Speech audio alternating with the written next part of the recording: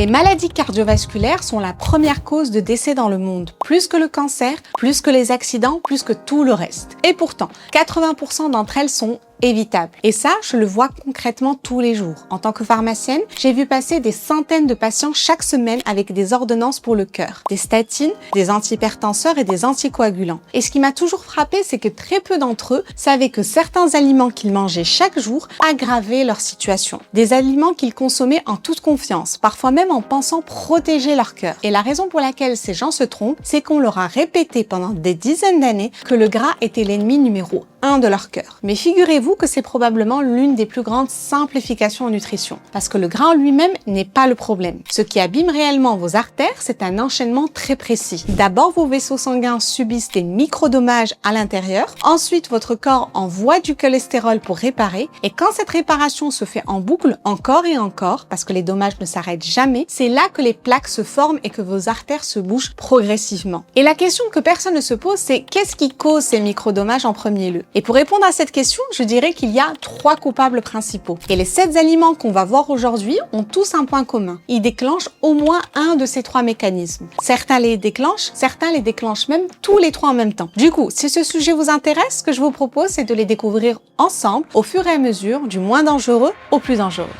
Le premier aliment de la liste concerne les charcuteries industrielles, tels que le jambon en barquette, les saucisses de supermarché, les lardons, le saucisson de premier prix. Le problème principal de ces produits, c'est qu'ils contiennent des nitrites, qui sont des conservateurs, qui donnent la couleur rose et qui empêchent le développement des bactéries. En soi, l'intention est bonne, mais une fois dans votre corps, ces nitrites se transforment en composés qui créent de l'inflammation directe au niveau de la paroi de vos artères. Et c'est exactement ça qui représente le premier des 3 coupables. Il s'agit de l'inflammation chronique, qui cause les premiers micro-dommages dont on vient de parler. Et en pharmacie, je peux vous dire que la majorité des médicaments qu'on prescrit pour le cœur, qui sont les statines et qui ont un effet anti-inflammatoire, ciblent justement ce mécanisme. Mais si vous continuez à manger des aliments qui créent de l'inflammation, les médicaments doivent alors travailler 2 fois plus dur. C'est un peu comme essayer de vider une baignoire pendant que le robinet coule encore. Concrètement, ça ne veut pas dire qu'il faut supprimer toute la charcuterie, mais qu'il vaut mieux privilégier la charcuterie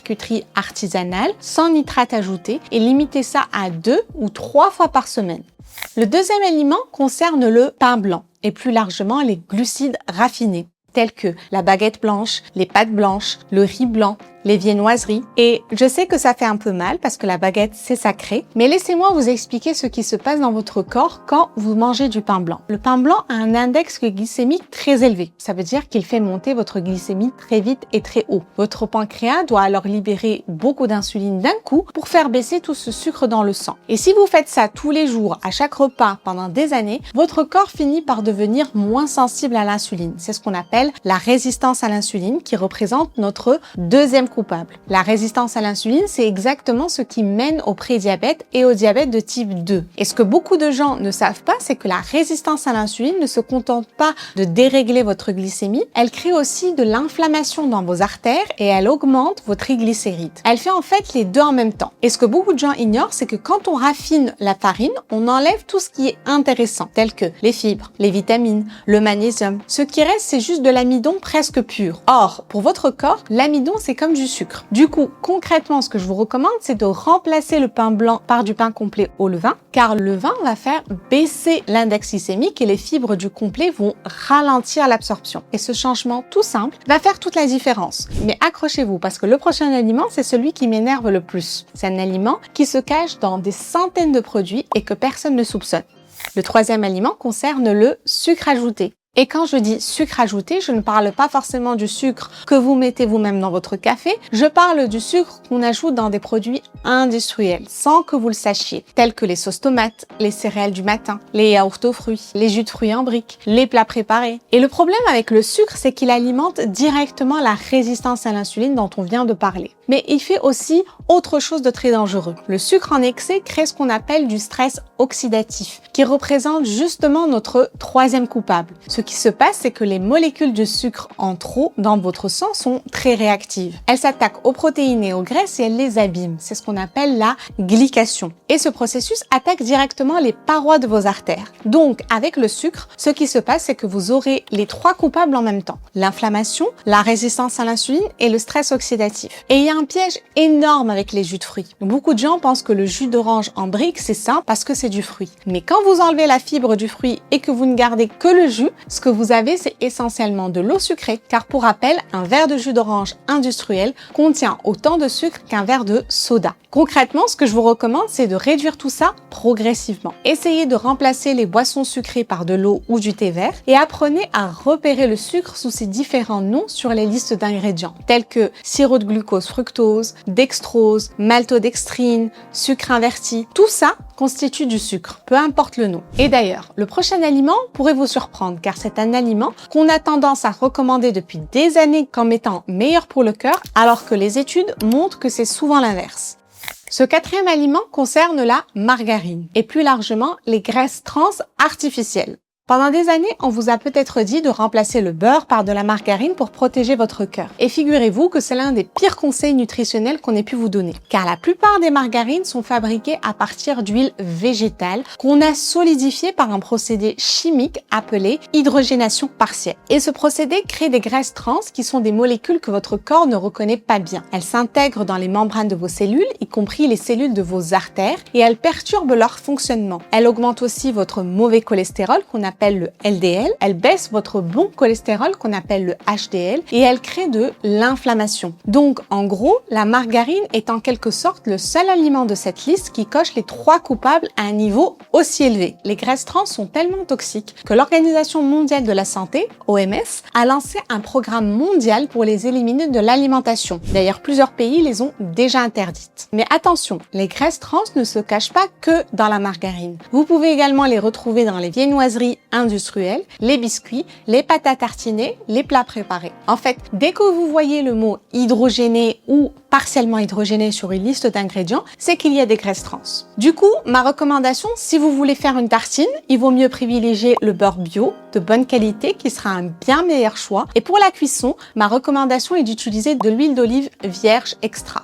Le cinquième aliment concerne les huiles végétales raffinées, telles que l'huile de tournesol, l'huile de soja, l'huile de maïs. Ici, c'est un peu le même problème que la margarine, mais sous forme liquide. Car ces huiles sont extrêmement riches en oméga 6, qui en excès sont pro-inflammatoires. Ce qu'il faut savoir, c'est que votre corps a besoin d'un équilibre entre oméga 6 et oméga 3, qui devrait être proche de 1 pour 1. Or, avec l'alimentation moderne, ce ratio est souvent de 1 pour 20, voire 1 pour 30. Et c'est justement ce déséquilibre qui maintient alors un état d'inflammation permanent dans vos artères. Et il y a quelque chose que beaucoup de gens ne savent pas, c'est que ces huiles sont extraites à très haute température avec des solvants chimiques. Elles sont déjà abîmées quand vous les achetez. Et quand vous les chauffez pour cuisiner, elles s'oxydent encore plus et créent des radicaux libres qui attaquent directement la paroi de vos artères. Concrètement, l'idéal serait donc de cuisiner avec de l'huile d'olive vierge extra pour le feu moyen et de l'huile de coco pour les cuissons à haute température, car ceux-là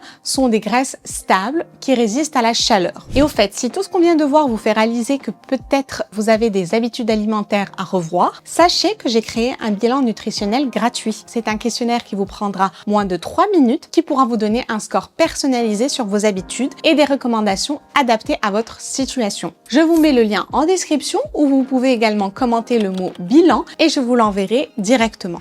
Le sixième aliment concerne les aliments ultra transformés, tels que les plats préparés, les snacks emballés, les céréales du petit déjeuner, avec une liste d'ingrédients à rallonge. Et en fait, le problème, c'est que ces aliments cumulent tout ce dont on a parlé. Du sucre caché, des huiles raffinées, des graisses trans, des additifs. C'est un peu comme un cocktail de tout ce qui abîme vos artères concentré dans un seul produit. Et ce qui est pervers, c'est que l'industrie utilise des combinaisons très précises de sel, de sucre et de gras pour rendre ces aliments addictifs. Ce n'est pas une question de volonté, c'est de la biochimie. Votre cerveau libère de la dopamine quand vous en mangez et il en redemande. C'est exactement le même mécanisme que certaines substances addictives. Ça crée une dépendance. Et du coup, concrètement, ce que je vous recommande, c'est d'essayer de cuisiner le plus possible avec des aliments entiers, des vrais aliments, ceux que vous pouvez reconnaître à l'état brut, tels qu'un légume, une viande, un poisson, un œuf, une noix, un fruit. Ça, c'est des exemples de vrais aliments. Si c'est sorti d'une usine avec 20 ingrédients dont la moitié sont imprononçables, ce n'est plus vraiment de la nourriture. Passons maintenant au dernier aliment de cette liste qui est probablement le plus controversé. C'est un aliment sur lequel tout le monde a un avis, mais peu de gens connaissent les vrais chiffres.